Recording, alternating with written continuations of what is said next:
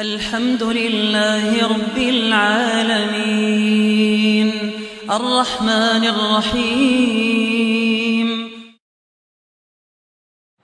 إن الحمد لله نحمده ونستعينه ونستغفره ونعوذ بالله من شرور أنفسنا ومن سيئات أعمالنا من يهده الله فلا مضل له ومن يضلله فلا هادي له أشهد أن لا إله إلا الله وحده لا شريك له وأشهد أن محمدا عبده ورسوله الذي لا نبي ولا رسول بعده اللهم صل وسلم على حبيبنا وشفيعنا محمد وعلى آله وأصحابه ومن سار على نهجه واستنى بسنته إلى يوم الدين عباد الله أوصيكم وإياي بتقوى الله عز وجل وأحضكم على طاعة الله وطاعة الرسول لعلكم ترحمون حيث قال الله جل وعلا في القرآن الكريم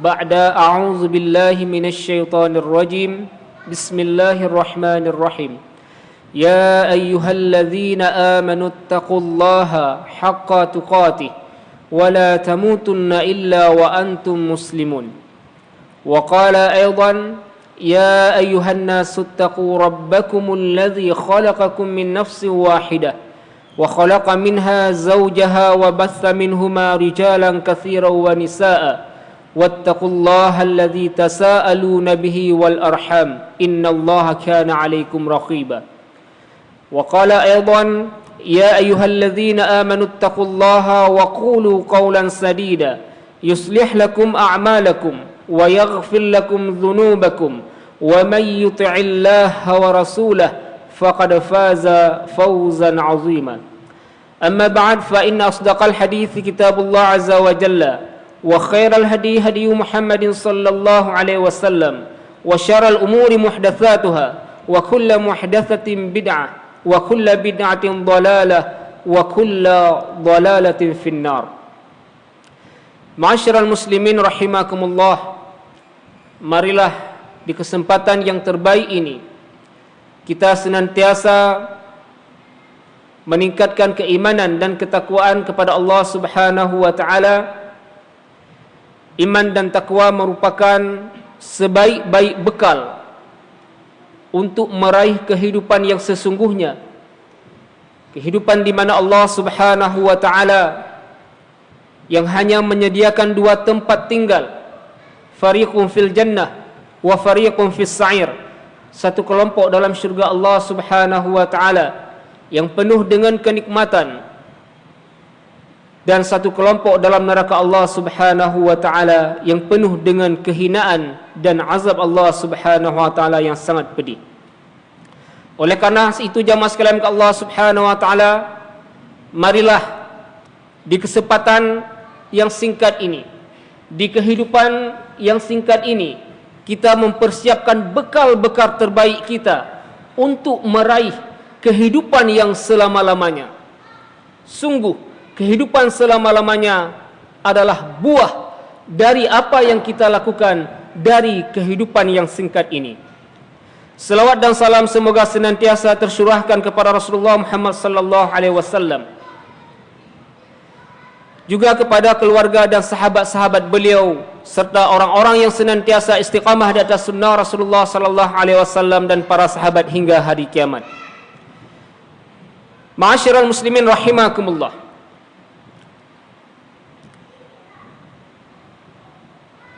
di saat kita bekerja baik di instansi pemerintahan ataupun swasta, baik yang melakukan pekerjaan secara syarikah ataupun yang melakukan pekerjaan secara individu sendiri-sendiri, tentu kita akan mendapatkan fasilitas-fasilitas dari pekerjaan yang kita lakukan. Paling kurang kita mendapat fasilitas gaji,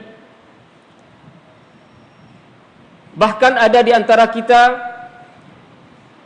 mendapat fasilitas-fasilitas tempat tinggal. Ada juga yang mendapat fasilitas kendaraan, alat transportasi yang kita gunakan untuk kita melakukan aktivitas di lembaga ataupun tempat kita bekerja. Jemaah sekalian Allah Subhanahu wa taala, tentu fasilitas-fasilitas tersebut yang kita dapatkan tidaklah kita dapatkan secara cuma-cuma atau gratis. Pasti dan pasti instansi tempat kita bekerja ataupun lembaga-lembaga tempat kita bekerja menginginkan kita dengan fasilitas-fasilitas tersebut agar pekerjaan kita tuntas, pekerjaan kita meningkat lebih bagus dari sebelumnya, prestasi-prestasi kita lebih bagus dari sebelumnya. Tidaklah fasilitas tersebut kita dapatkan secara gratis. Jemaah sekalian Allah Subhanahu wa taala, namun ada sesuatu hal yang sering kita lupakan, bahwa di sana Allah Subhanahu wa taala memberikan fasilitas-fasilitas yang begitu istimewa pada diri kita.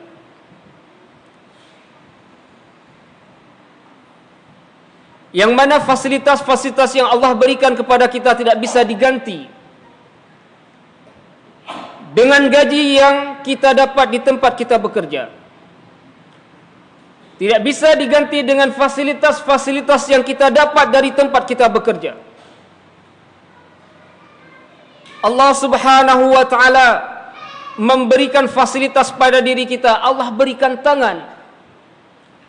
Tidak cukup sebelah, Allah berikan dua belah. Allah berikan fasilitas mata. Allah berikan fasilitas hati. Yang mana fasilitas-fasilitas tersebut, sebagaimana khatib katakan tadi, tidak bisa ditukar dengan fasilitas gaji yang kita miliki. Ada kalanya jemaah sekalian Allah Subhanahu wa taala, di saat kita mendapat kecelakaan, di saat kita bekerja,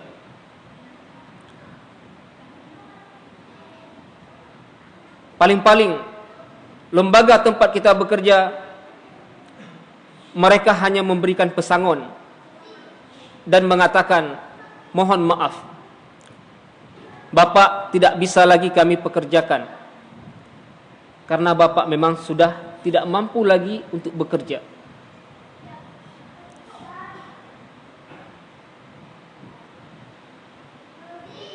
Ataupun jamaah sekalian Allah Subhanahu wa taala, pekerjaan sebagaimana yang kita lalui sekarang ini, ketika kita gugur, tewas, meninggal, kembali kepada Allah Subhanahu wa taala, paling-paling lembaga kita hanya memberikan penghormatan terakhir dan tunjangan untuk keluarga kita. Namun setelah itu kita akan hidup sendiri, hidup dengan pertanyaan-pertanyaan dua malaikat Munkar dan Nakir terhadap waktu, fasilitas yang telah Allah berikan kepada kita selama kita hidup. Bagaimana kita manfaatkan, bagaimana kita gunakan. Ini menunjukkan bahwa fasilitas yang Allah berikan pada diri kita tidak bisa diganti dengan fasilitas-fasilitas yang kita dapat dari tempat lembaga kita bekerja. Jemaah sekalian Allah Subhanahu wa taala, makanya betapa sedihnya seseorang hamba di mana Allah Subhanahu wa taala menciptakan kita semua dengan tujuan beribadah kepada Allah Subhanahu wa taala, dengan tujuan untuk ketaatan kepada Allah Subhanahu wa taala. Yang ketaatan kita kepada Allah Subhanahu wa taala sebenarnya Allah tidak butuh. Tapi itu semua adalah untuk diri kita, untuk bekal kita meraih kehidupan yang sesungguhnya.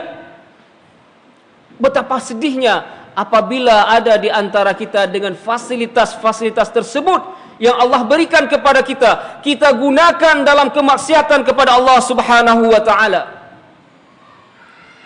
Betapa banyak di mana manusia Allah berikan kekuatan pada tangannya, fasilitas dua tangannya dia gunakan untuk menzalimi hamba-hamba Allah yang lain, mengambil, merampas, memukul dan lain sebagainya. Padahal tangan kita diminta pertanggungjawaban di hadapan Allah Subhanahu wa taala pada hari kiamat. Betapa banyak jemaah sekalian di antara kita yang Allah berikan dua mata, yang seharusnya mata itu kita gunakan untuk melihat tanda-tanda kebesaran Allah Subhanahu wa taala, melihat ayat-ayat Allah Subhanahu wa taala, baik yang tertulis melalui firman-firman-Nya ataupun yang terpampang di hadapan kita melalui kekuasaan-kekuasaannya. Namun mata yang Allah berikan kepada kita jemaah sekalian senantiasa dan sering kita gunakan untuk kemaksiatan kepada Allah, melihat kepada hal-hal yang tidak layak dan tidak pantas dan berdosa ketika kita melihatnya. Begitu juga dengan fasilitas-fasilitas lain yang telah Allah berikan kepada kita yang begitu banyak. Jemaah sekalian Allah Subhanahu wa taala, tidak layakkah, tidak fantaskah dengan fasilitas-fasilitas yang Allah berikan kepada kita, kita mensyukuri setiap nikmat-nikmat yang telah Allah berikan kepada kita dengan cara meningkatkan ibadah kita kepada Allah Subhanahu wa taala. Tidakkah fasilitas daripada tempat kita bekerja hari ini kita dapat karena lewat proses fasilitas yang Allah berikan kepada kita? Kita menjadi tentara hari ini jemaah sekalian dengan fisik yang kuat. Fisik itu adalah fasilitas yang Allah berikan. Dengan tangan kita bisa membantu negara kita tercinta ini daripada penjajah. Tangan pun adalah fasilitas yang Allah berikan kepada kita. Kaki yang kita gunakan untuk bertempur, kaki pun adalah fasilitas yang Allah berikan kepada kita. Sehingga jemaskan fasilitas-fasilitas dari tempat kita bekerja semuanya bersumber dari fasilitas yang Allah berikan kepada kita. Apa alasannya kita jemaskan menggunakan fasilitas-fasilitas tersebut untuk kemaksiatan kepada Allah Subhanahu wa taala? Kita bisa melihat sejarah jemaah sekalian Allah Subhanahu wa taala, di mana Firaun lebih hebat daripada kita, mempunyai pasukan dan bala tentara lebih banyak dan lebih hebat daripada kita. Tapi ketika dia menentang Allah Subhanahu wa taala, zat yang memiliki kekuasaan, maka kemana Fir'aun hari ini?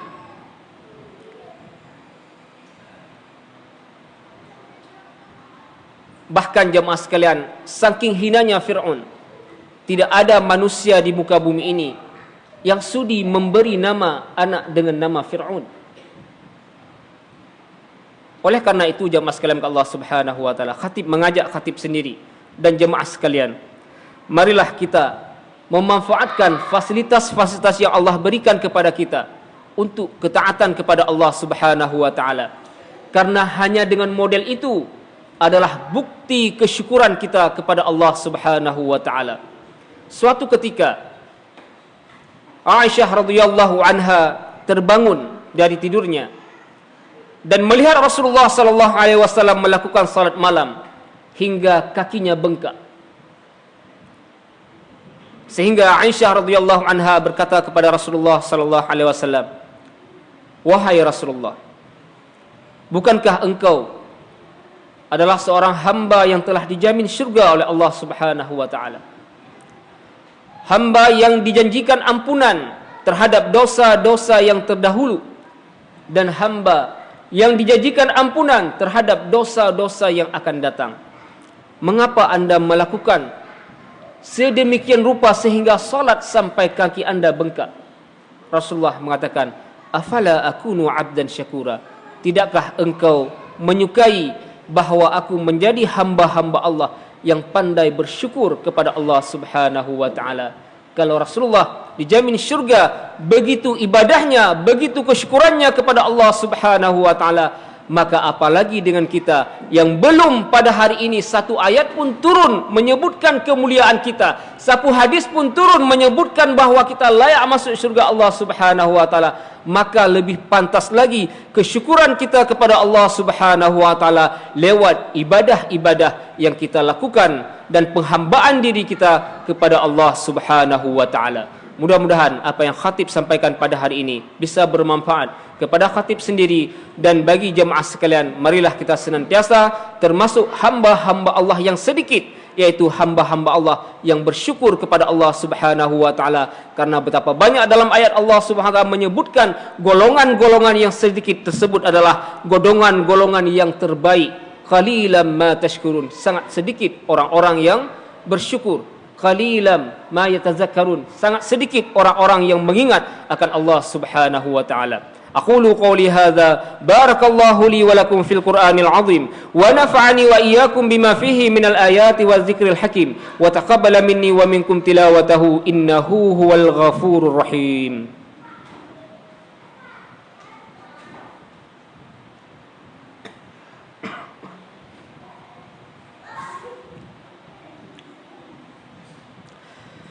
Alhamdulillah ala taufiqihi wa ihsanih, wa syukru lahu ala azimi lutfi wa amtinani.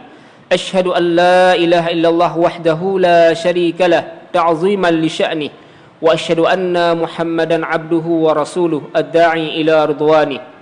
Allahumma salli wa sallim ala habibina wa syafi'ina Muhammadin wa ala alihi wa ashabihi wa man sara ala nahjihi wastanna bisunnatihi ila yaumiddin.